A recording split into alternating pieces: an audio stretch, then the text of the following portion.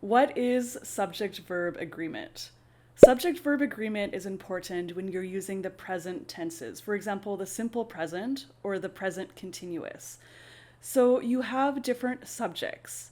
I, you, we, they, he, and she. Your subject has to agree with the verb. For example, the be verb. I am.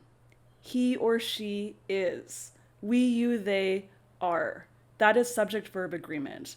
It also applies to other verbs.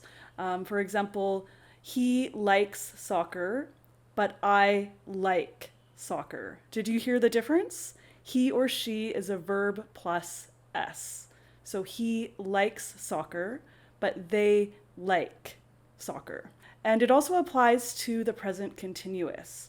So with the be verb, he is playing soccer, or they are playing soccer, or I am playing soccer.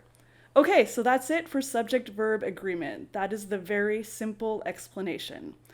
If you want more details about learning English, please be sure to check out my book, 1001 English Expressions. I'll put the link right up there.